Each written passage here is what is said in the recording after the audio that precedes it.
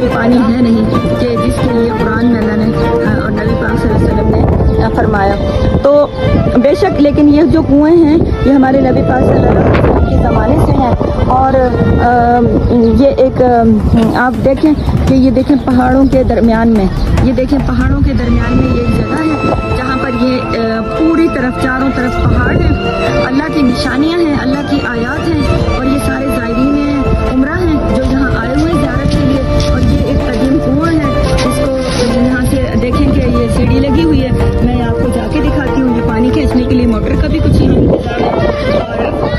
اور یہ دیکھیں کہ یہاں سے میں اس طرح سے جاؤں گی. یہ کنواں ہے، یہ آپ دیکھیے کہ یہ جالی سے ڈھکا ہوا ہے.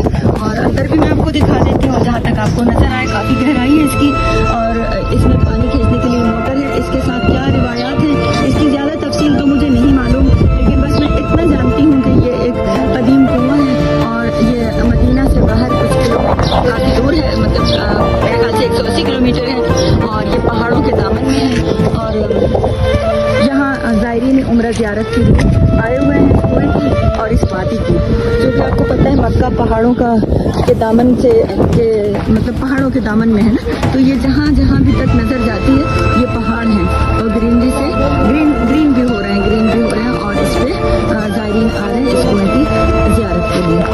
اور اسے کچھ لوگوں نے یہ بتایا ہے کہ یہ کنواں جو ہے یہ شفا ہے، اس کا پانی بھی شفا ہے. اور اس کنویں کی یہ دیکھیں کہ یہاں نل لگے ہوئے ہیں، اور یہاں بھی جو ہے زائرین کے لیے پانی بھرنے کا اور پانی استعمال کرنے کا یہ ایک ٹینک بنایا ہوا ہے، بڑی ٹنکی بنی ہوئی ہے یہاں پر. اور یہاں پر یہ بوتلیں ہیں، جو اگر کوئی اپنے گھر سے بوتل نہ لائے تو یہاں